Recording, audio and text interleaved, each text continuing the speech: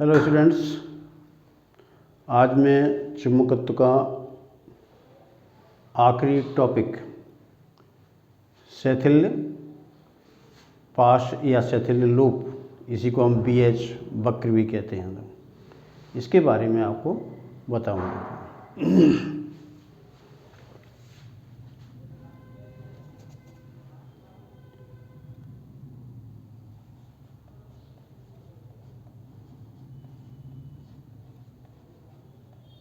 शैथिल्य loop, इसको English में कहते हैं हिस्टैरिसीस लूप या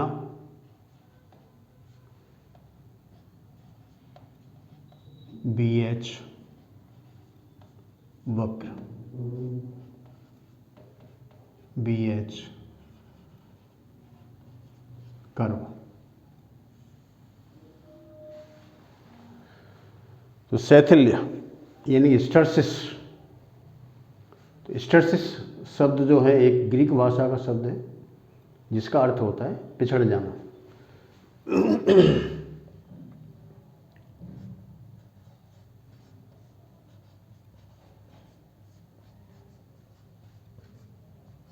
हिस्टैरिसीस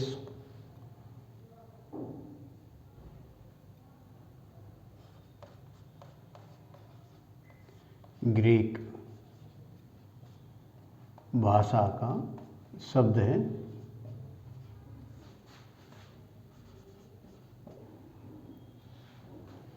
जिसका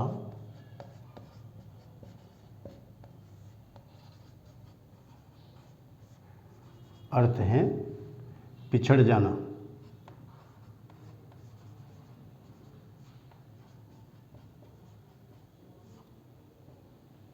पिछड़ जाना या पीछे रह जाना या पीछे रह जाना।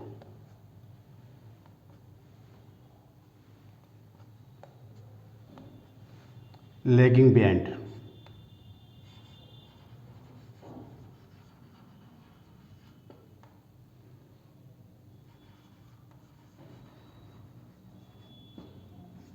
Lagging behind. तो यानी कि आप ऐसे समझ सकते हैं कि अगर सपोज करो कि दो व्यक्ति साथ साथ जा रहे हैं और उनमें से एक आगे निकल जाए तो निश्चित रूप से दूसरा पीछे रह जाएगा।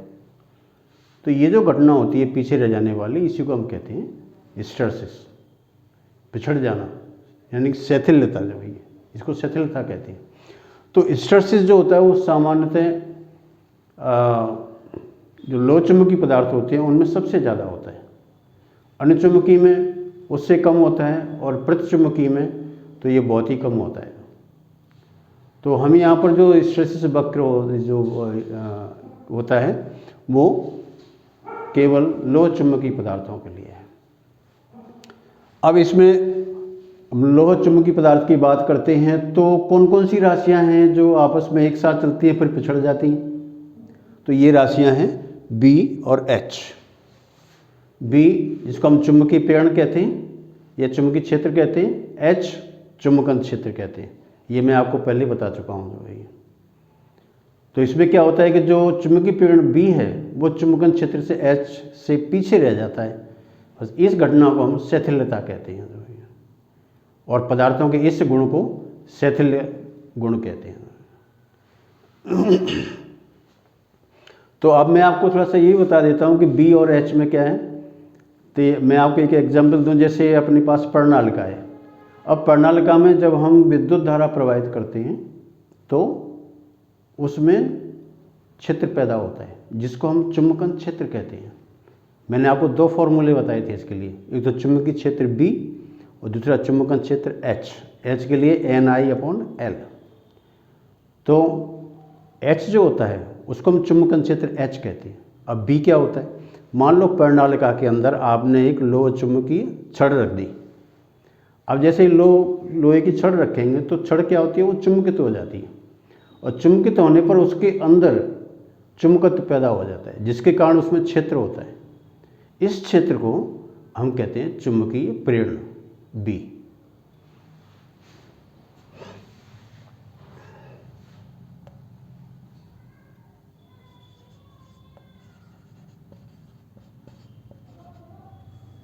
चुंबकीय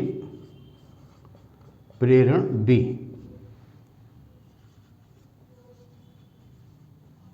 चुंबकन क्षेत्र H से पीछे रहने की घटना को शैथिल्यता कहते हैं।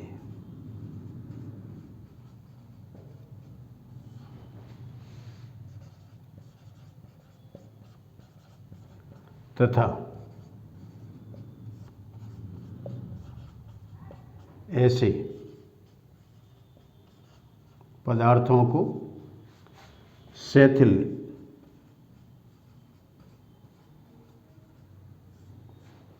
पदार्थ कहते हैं।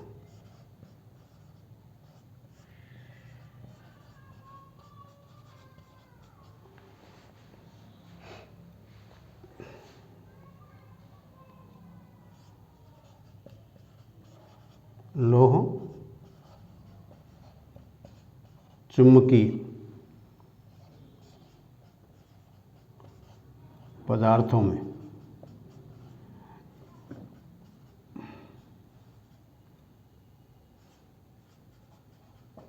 शैथिल्यता सर्वाधिक होती है।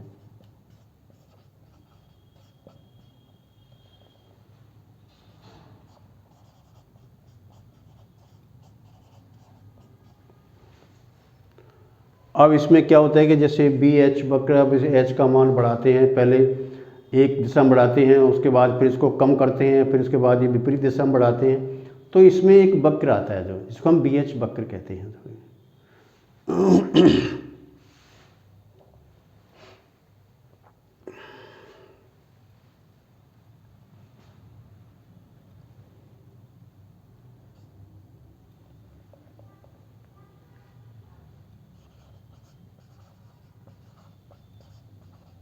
चुंबकीय प्रेरण बी तथा चुंबकन क्षेत्र H के बीच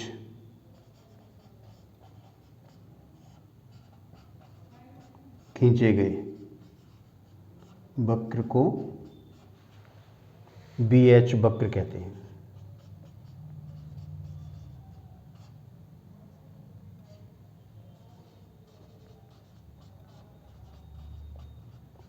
तो ये छोटी छोटी परिभाषाएं जो कभी कभी पूछी जाती हैं, इसके शैथिल्यता का अर्थ क्या होता है और ये शैथिल्यता किन किन राशियों में होती है। तो सिर्फ दो राशियां संबंधित हैं इसके, बी और एच।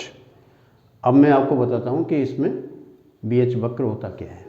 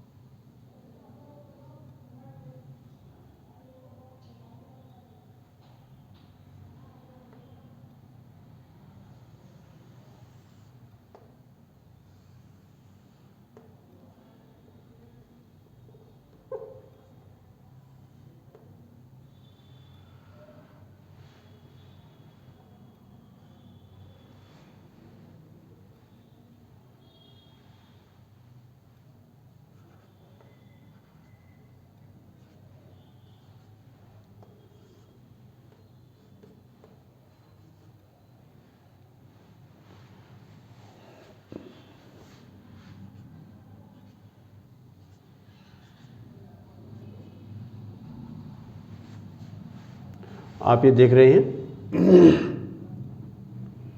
कि इसमें H को हमने x अक्ष पर लिया है और B को y अक्ष पर लिया है। जो जीरो है इसका, इसे मूल बिंदु कहते हैं।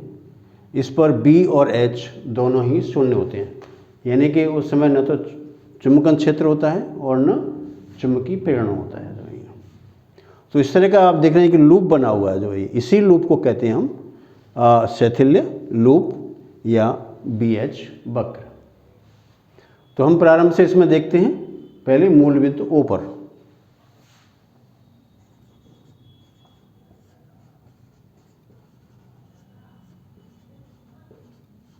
मूल बिंदु O पर H = 0 और B = 0, यानी यहाँ पर दोनों ही क्षेत्र का मान 0 के बराबर है।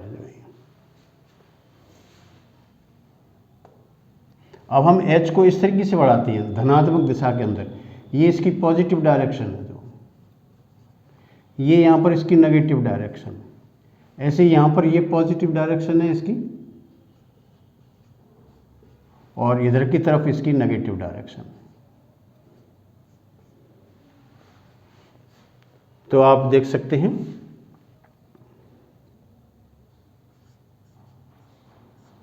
जब H का मान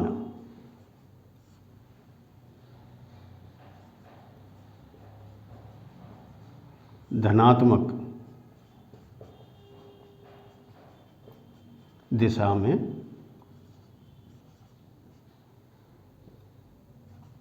बढ़ाया जाता है तो B का मान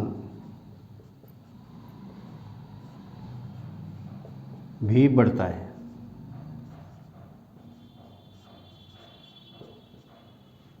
इसे OAB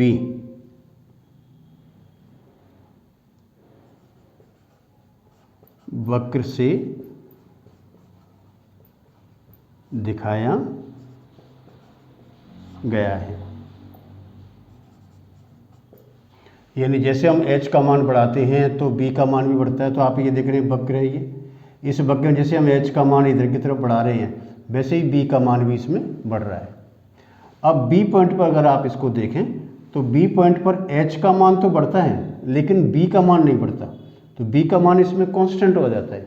इसका मतलब यह है कि ये जो इसका पार्ट होता है इसको हम चुंबकीय संतृप्ति कहते हैं।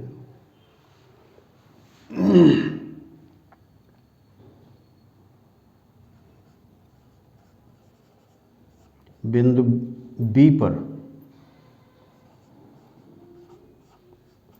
H बढ़ाने पर B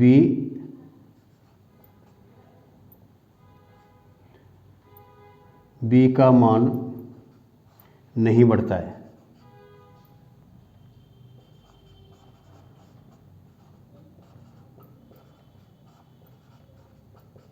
इसे चुंबकीय संतृप्ति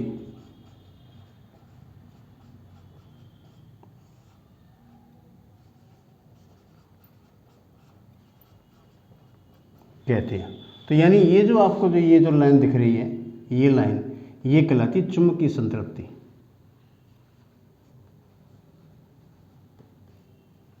चुंबकीय संतृप्ति, इसमें H का मान तो बढ़ता है लेकिन B का मान इसमें नहीं बढ़ता है। तो ये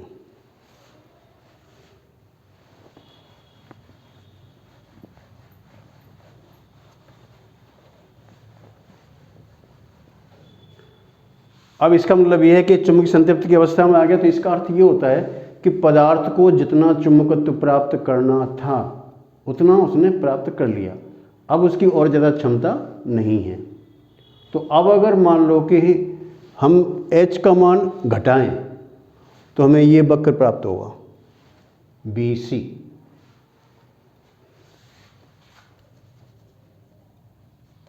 H का मान कम करने पर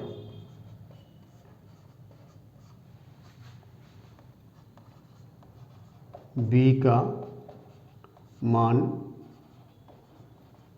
घटता है। तथा BC वक्र प्राप्त होता है। यानी ये वक्र आ गया BC। अब बिंदु C पर देखें, बिंदु C पर,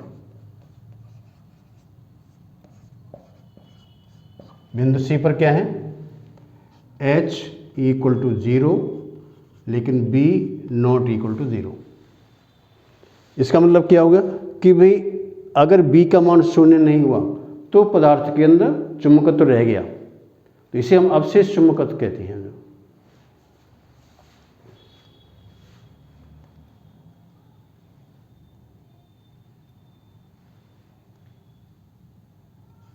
OC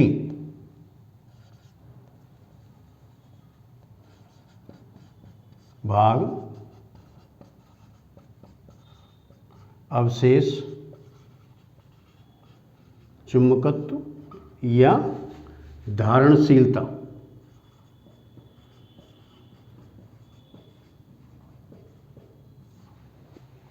को प्रदर्शित करता है।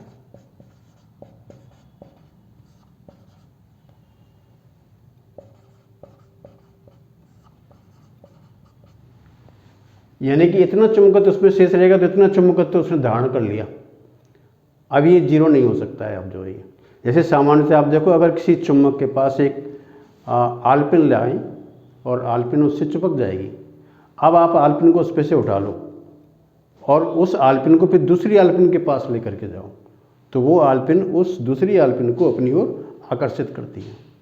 तो ये आकर्षित क्यों किया? क्योंकि उसके अंदर चुंबकत्व रह गया, उसका जो चुंबकीय क्षेत्र था वो शून्य नहीं हो पाया, इसलिए उसमें अवशेष चुंबकत्व रहा। तो ये पार्ट जो होता है OC, इसको हम इसकी धारणशीलता या अवशेष चुंबकत्व कहते हैं।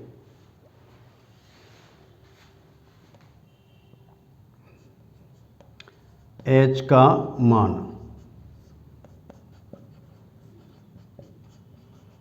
ऋणात्मक दिशा में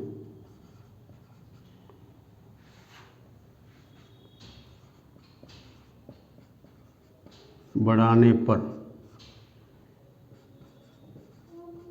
B का मान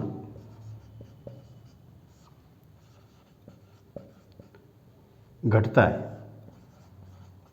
तथा CD वक्र प्राप्त होता है। इसमें क्या कर रहे हैं हम, H के मान को इधर की तरफ बढ़ा रहे हैं नेगेटिव दिशा के अंदर, तो B का मान क्या हो रहा है, धीरे धीरे कम होता जा रहा है, वक्र नीचे की तरफ आ रहा है इस तरीके से। और D बिंदु पर आकर के H का मान शून्य नहीं है, B का मान शून्य है। जो ये बिंदु D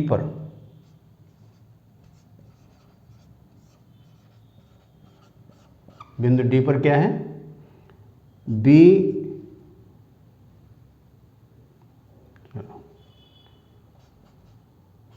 H not equal to 0 लेकिन B इक्वल टू 0। इसका मतलब क्या है कि अवशेष चुंबकत्व जो रह गया था, जो धारणशीलता थी, इसको भी खत्म करने के लिए चुंबकन क्षेत्र को विपरीत दिशा में बढ़ाना पड़ा। तो इसके कारण जो परमाणु जो पहले संरेखित रह गए थे, उनका संरेखण बिगाड़ने के लिए आपने इतना बल, इतना चुंबकीय बल उनके ऊपर लगाया। तो ये जो चुंबकीय बल इस पर इतना काम करता है, इसको हम पदार्थ की निग्राह्यता कहते हैं।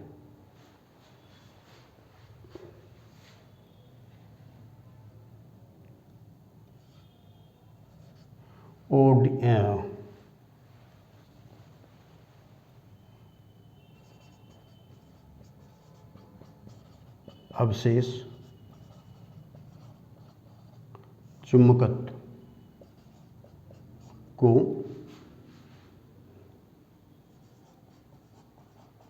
शून्य करने के लिए विपरीत दिशा में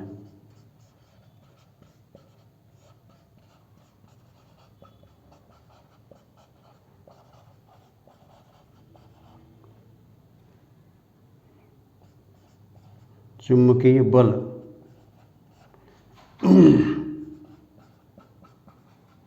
लगाना पड़ता है। इस बल को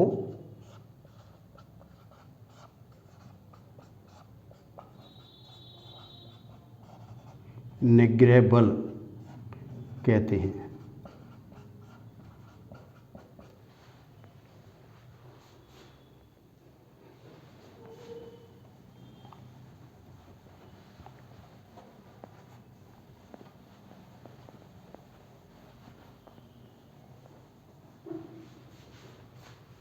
तथा इस गुण को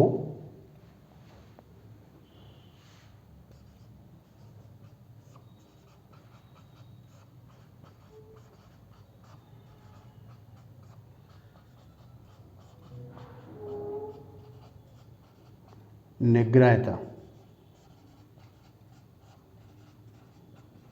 कहती है। तो ये जो इसका भाग है OD, इसको निग्रहता कहते हैं। अब इसमें क्या है, ये पदार्थ की प्रकृति पर निर्भर करता है। कोई पदार्थ ऐसा होता है जो बहुत ज़्यादा चुंबकत्व प्राप्त कर लेता है। अब उसके चुंबकत्व को डिस्ट्रॉय करने के लिए आपको इतनी, ये पार्ट जितना चौड़ा होता है उतनी ज़्यादा निग्रह बल होता है।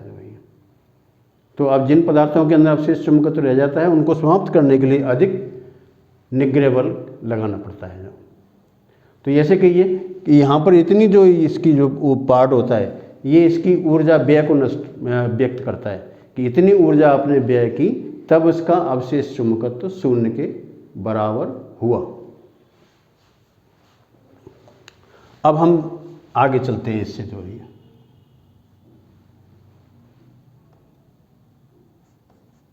H का मान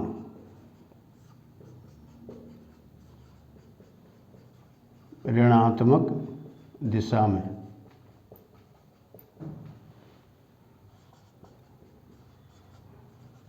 और अधिक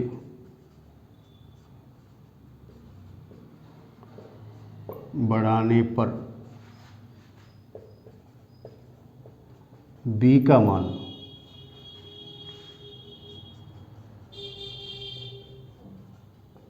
ऋणात्मक दिशा में बढ़ता है तथा चुंबकीय संतृप्ति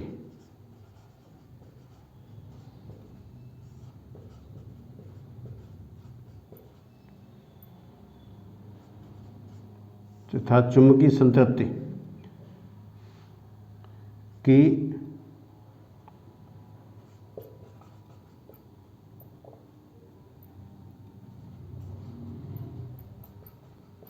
अवस्था में आ जाता है। तो ये पार्ट कौन सा है, DE। यह वक्र का DE भाग है। अब E के बाद अगर हम इसमें इसका मान बढ़ाते हैं तो फिर ये रेखा फिर यही है कि इसमें B का मान नहीं बढ़ेगा लेकिन H का मान इसके अंदर हम और बढ़ा सकते हैं। तो E के बाद अगर हम H का मान बढ़ाते हैं तो इसके B पर कोई प्रभाव नहीं पड़ता है। तो B पर कोई प्रभाव नहीं पड़ता है, इसका मतलब ये विपरीत दिशा में जितना इसको चुंबकत्व प्राप्त करना था उतना चुंबकत्व प्राप्त कर लिया।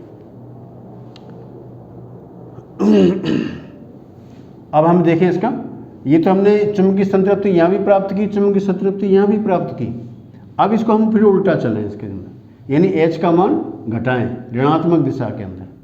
पहले तो हमने H का मान ऋणात्मक दिशा में बढ़ाया, अब हम H का मान ऋणात्मक दिशा में घटाते हैं।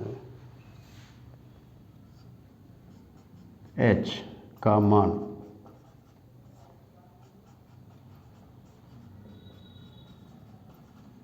ऋणात्मक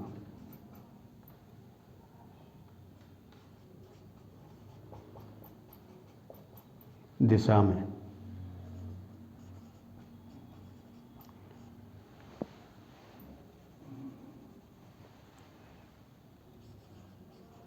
कम करने पर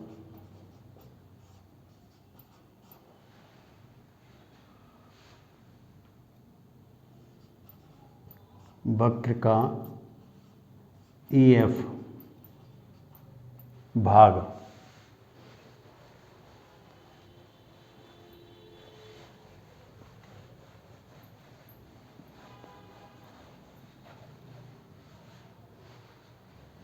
प्राप्त होता है।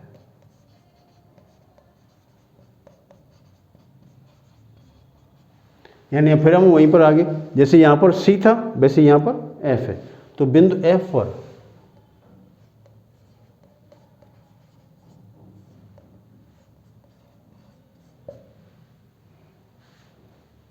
B नॉट इक्वल टू 0 लेकिन H इक्वल टू 0। इसका मतलब क्या है कि ये फिर इसमें धारणशीलता आ गई, लेकिन अब धारणशीलता विपरीत दिशा में है जो है ये। तो ये जो पार्ट है इसका OF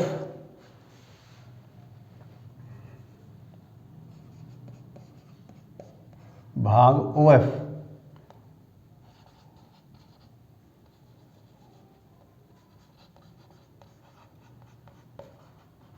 ऋणात्मक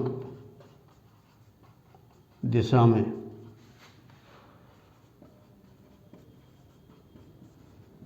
अवशेष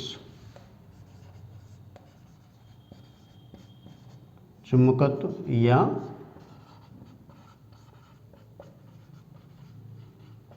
धारणशीलता को प्रदर्शित करता है। पहली वाली जो ये पार्ट था OC ये धनात्मक दिशा में था, अब OF ऋणात्मक दिशा में है। तो यहाँ तक हमने देखा कि हम H का मान नेगेटिव दिशा के अंदर घटाते हैं तो आपको वक्र का ये पार्ट प्राप्त होता है यहाँ पर। तो हम यहाँ पर F पर आ जाते हैं इसके अंदर। अब हम H का मान फिर पॉजिटिव दिशा के अंदर बढ़ाएंगे तो वक्र का हमें ये वाला भाग प्राप्त होगा।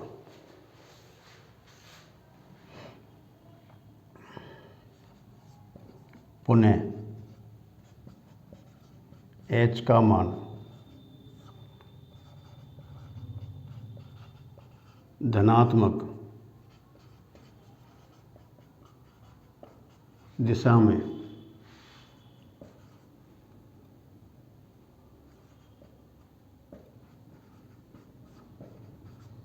बढ़ाने पर वक्र का FG भाग प्राप्त होता है।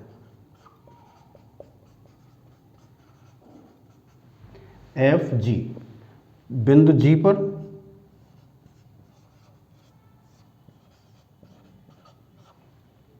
पर देखें तो B इक्वल टू 0 और H नॉट इक्वल टू 0। इसका मतलब है कि इसमें जो अवशेष चुंबकत्व रह गया था उसको समाप्त करने के लिए आपने इतना बल लगाया, तो OG जो होता है वो इसके निग्रह बल को प्रदर्शित करता है। भाग OG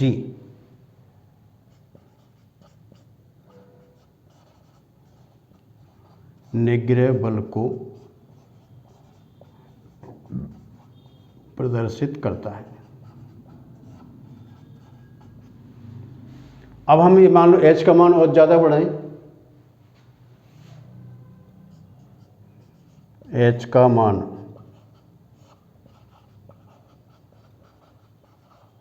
धनात्मक दिशा में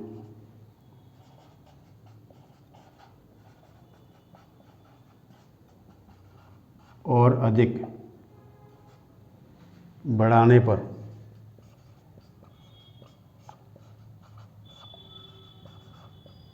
वक्र का GB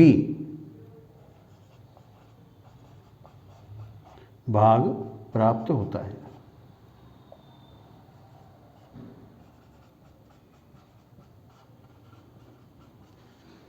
GB भाग प्राप्त, और फिर हम वहीं पर आगे बिंदु B पर ही।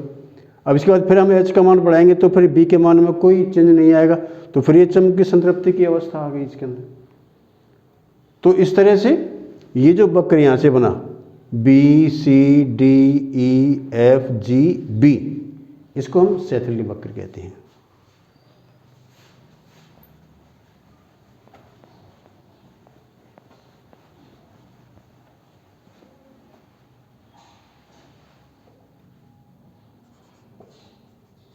इस प्रकार B C D E F G B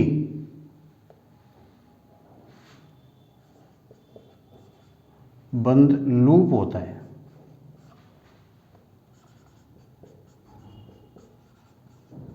जिसे BH वक्र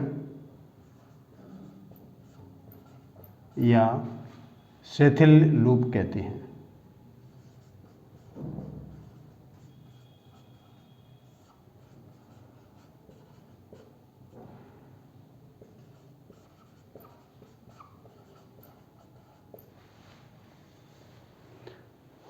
तो ये जो पूरा शिथिल वक्र होता है, इससे क्या है, पदार्थों के चुंबकीय गुणों का अध्ययन किया जाता है। तो अब मैं आपको इसमें बताता हूँ कि इस BH वक्र का फायदा क्या है, लाभ क्या है, क्यों हम इसको ड्रॉ करते हैं, इसे हम क्या कर सकते हैं इससे। जो है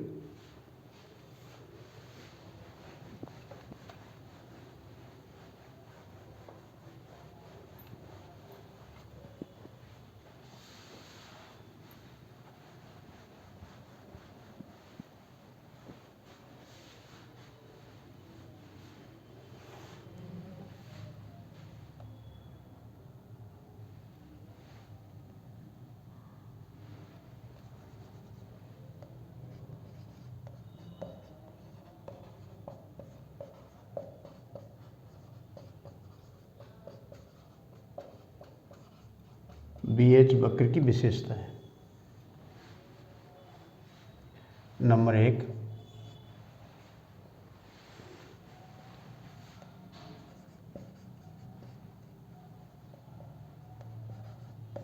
इसके द्वारा किसी पदार्थ के चुंबकीय गुणों। तो चुंबकीय गुण कौन कौन से, जैसे धारणशीलता एवं निग्राह्यता,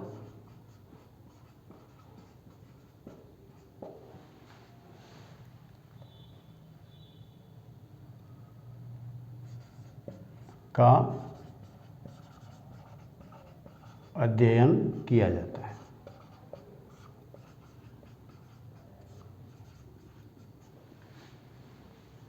तो इन गुणों का हम अध्ययन करते हैं भी किसके लिए धारणशीलता ज़्यादा होती है, किसके लिए कम होती है, किसके लिए निग्रेबल कम होता है, किसके लिए निग्रेबल अधिक होता है। तो इनके अध्ययन करने से हम पदार्थ का चयन करते हैं कि ऐसे कौन से पदार्थ हैं जिनके लिए हम अस्थायी चुंबक और स्थायी चुंबक बना सकते हैं। नंबर 2,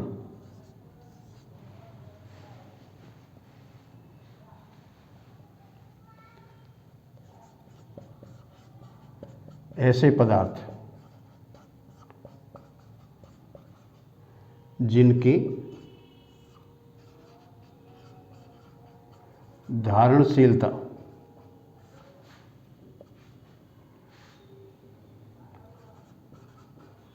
उच्च तथा निग्राह्यता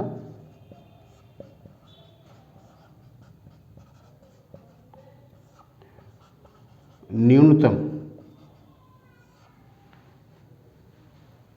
होती हैं,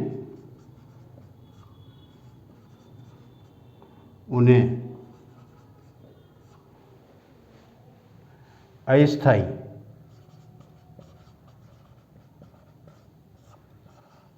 चुंबक बनाने के लिए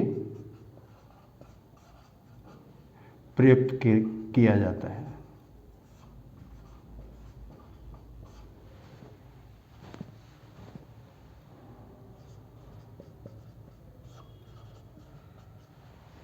ऐसे पदार्थ जिनकी धारणशीलता उच्च, निग्राह्यता न्यूनतम होती है, उन्हें अस्थायी चुंबक बनाने के लिए प्रयुक्त करते हैं। और जैसे इसका उल्टा हो जाए, यदि पदार्थ की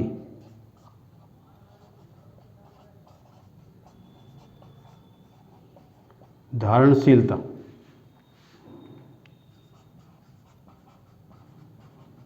न्यूनतम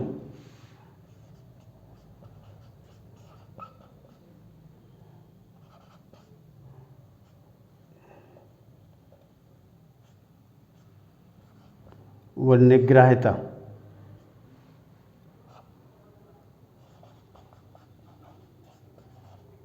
अधिक होती है,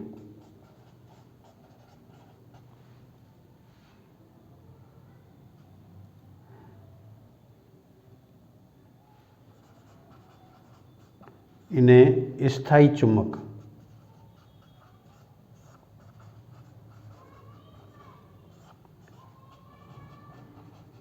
बनाने के लिए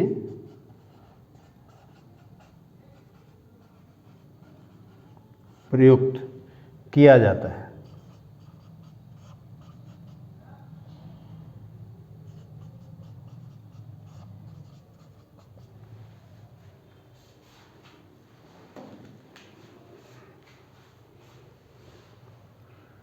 तो इसके उदाहरण देखें आप।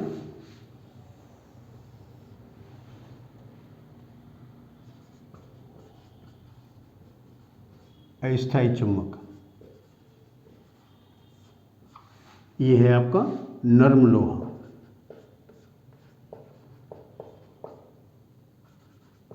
नर्म लोहा। स्थायी चुंबक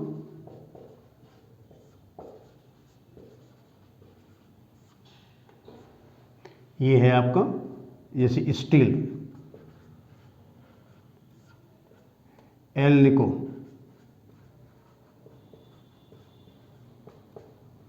तो एल्निको में क्या होता है, एल्युमिनियम, निकेल प्लस कोबाल्ट। तो इन पदार्थों के जो होते हैं वो स्थायी चुंबक बनाए जाते हैं। तो भैया अब अस्थायी जो चुंबक होते हैं वो ऐसे स्थानों पर प्रयुक्त किए जाते हैं जहाँ पर हमें अल्प समय के लिए उच्च चुंबकीय क्षेत्र की आवश्यकता पड़ती है। जैसे आपकी चुंबकीय क्रेन वगैरह होती है, तो क्रेन से क्या होता है, भारी भारी जो लो चुंबकीय ब्लॉक होते हैं उनको उठाना होता है, तो उसके लिए हम इसका प्रयुक्त करते हैं। अब जैसे ही इसमें से करंट फ्लो करना बंद कर देते हैं तो फिर ये अस्थायी चुंबक जो होता है वो खत्म हो जाता है उसका जो भी। और ये जो इस तरह के पदार्थ होते हैं, स्टील है, एल्निको, तो ये क्या, ये स्थायी चुंबक बनाने के लिए प्रयुक्त किए जाते हैं। प्रयोगशाला में जो चुंबक होते हैं वो सभी स्थायी परमानेंट मैग्नेट होते हैं। तो परमानेंट मैग्नेट का जो उपयोग होता है वो सामान्यतः आपका अमीटर, वोल्ट मीटर और धारा मापी इनमें प्रयुक्त करते हैं भैया। और साथ ही आपका जो रेडियो है, टीवी है, या आपका कंप्यूटर है, तो इनमें सब में स्थायी चुंबक होते हैं। विद्युत घंटी है, उसमें अस्थायी यानी कि नरम लोहे का बना हुआ चुंबक होता है उसमें। तो जितने भी आपकी मोटर वगैरह होती हैं उसमें भी अस्थायी चुंबक होता है। जो भाई तीसरा इसका,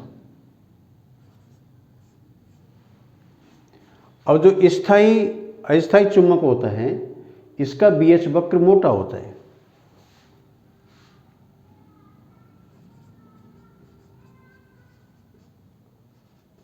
अस्थायी चुंबक का बीएच वक्र मोटा होता है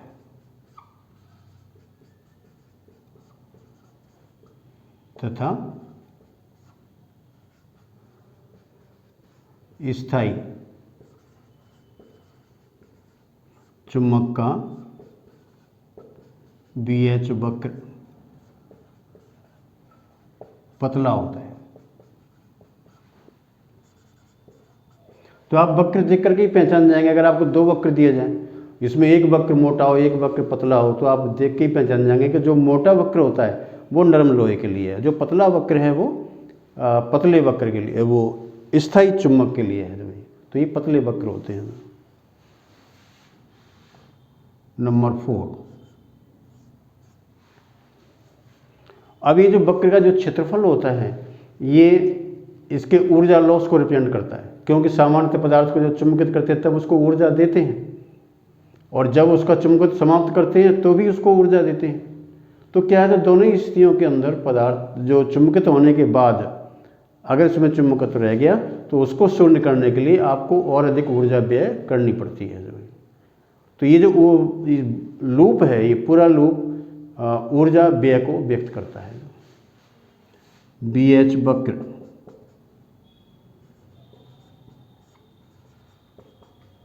ऊर्जा व्यय को व्यक्त करता है। अब जो मोटा वक्र होगा तो उसका एरिया ज़्यादा होगा, तो डेफिनेटली उसमें ऊर्जा ज़्यादा व्यय होती है, और जो स्थायी चुंबक होते हैं उनके वक्र पतले होते हैं तो उनमें कम ऊर्जा व्यय होती है। तो ऊर्जा व्यय इसका फॉर्मूला है VAN, वेन, V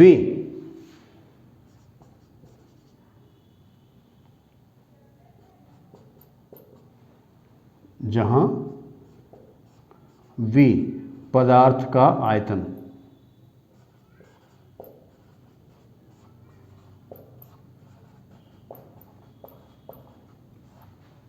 A वक्र का क्षेत्रफल, BH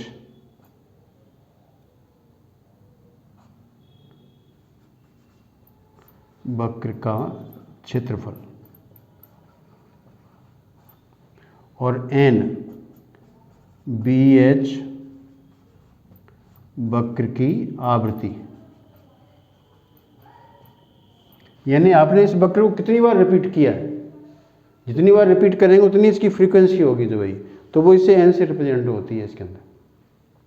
अब इसे पदार्थ का आयतन कौन सा होता है, जिस पदार्थ पर हम BH वक्र ड्रॉ करते हैं उस पदार्थ का आयतन कितना है, वो हमें पदार्थ का आयतन यहाँ पर, और BH वक्र का क्षेत्रफल कितना होता है ये हम ज्ञात कर लेते हैं, और कितनी उसकी फ्रीक्वेंसी है वो भी इससे नोन होता है हमें प्रैक्टिकली। तो हम ये पता कर लेते हैं कि भाई ऊर्जा व्यय इसमें इतना होता है। तो जिन पदार्थों में ऊर्जा व्यय ज़्यादा होता है उनको हम अस्थायी चुंबक बनाते हैं, और जिनमें कम होता है उन्हें स्थायी चुंबक बनाते हैं।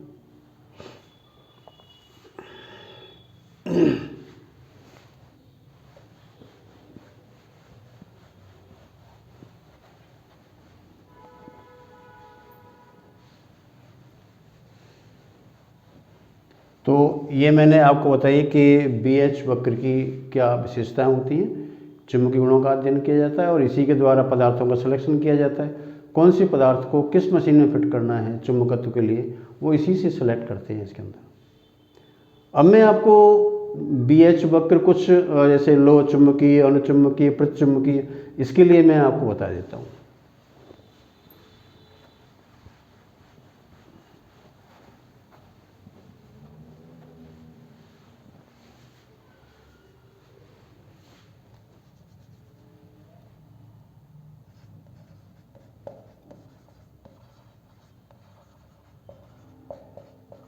लोह चुंबकीय,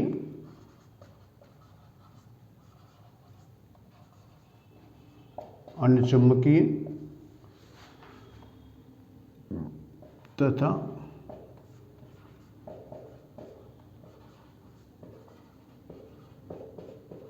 प्रतिचुंबकीय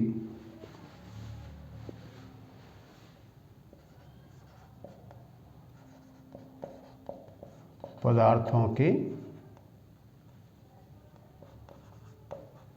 BH वक्र। तो एक तुलनात्मक है जो ये, ऐसे पूरा वक्र इसमें ड्रॉ नहीं करेंगे कौन सा कहाँ से होता है, तो ये सीधा सीधा है इसके अंदर। तो ये इस तरीके से, ये आप H ले लें और यहाँ पर B ले लें इसके अंदर। तो इस तरीके का जो वक्र प्राप्त होता है ये इसका O है। ये जो वक्र है वो प्रतिचुंबक के लिए होता है, क्योंकि ये चुंबकत्व विपरीत दिशा में प्राप्त करता है, ये इसकी पॉजिटिव और ये नेगेटिव। तो ये विपरीत दिशा में चुंबकत्व प्राप्त करता है, इसलिए इसका BH वक्र सीधी रेखा होती है जो नीचे की तरफ जाती है। तो ये है प्रतिचुंबकीय पदार्थ।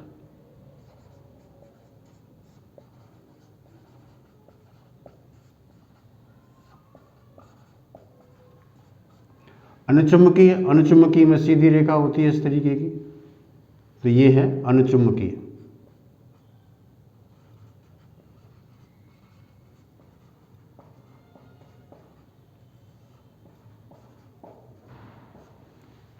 लोह चुंबकीय में इस तरीके का है,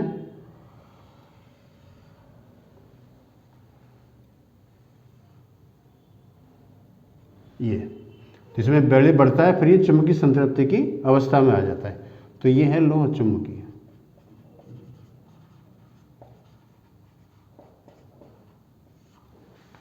तो इस तरीके से आप ग्राफ ड्रॉ करके इनके अंदर बता सकते हैं। साथ में इस ग्राफ से अगर मान लो ऐसा ग्राफ दे दिया जाए तो उस ग्राफ से आप ये भी पहचान कर सकते हैं कि प्रतिचुंबकीय पदार्थ का वक्र कौन सा है, अनुचुंबकीय का कौन सा है और लोह चुंबकीय पदार्थ का कौन सा है।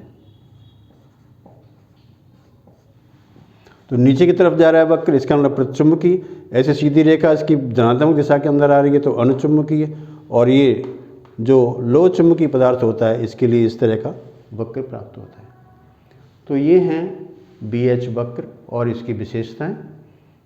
आज 8वां लेसन ये पूरा हो गया है और इसमें मैं कल आपको इसके न्यूमेरिकल वगैरह कुछ बताऊंगा, तो आप इस लेसन को अच्छी तरीके से तैयार करिएगा क्योंकि इसमें से कई क्वेश्चन आते हैं।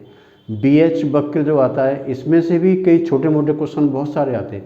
निग्राह्यता क्या होती है, धारणशीलता क्या होती है, BH वक्र क्या होता है, शिथिलता का अर्थ क्या होता है, किसे कहते हैं शिथिलता सामान्यतः किस पदार्थों के अंदर सर्वाधिक होती है, तो मैंने आपको बता दिया कि ये लोह चुंबकीय पदार्थों के लिए सबसे ज़्यादा होती है। अब इस वक्र से भी देख सकते हैं ये लोह चुंबकीय पदार्थ के लिए इस वक्र का मान सबसे ज़्यादा होता है, अनुचुंबकीय के लिए उसका कम होता है और प्रतिचुंबकीय के लिए इसका मान ऋणात्मक होता है। तो इस तरीके से हम पदार्थों के गुणों का अध्ययन BH वक्र के द्वारा करते हैं। Thank you.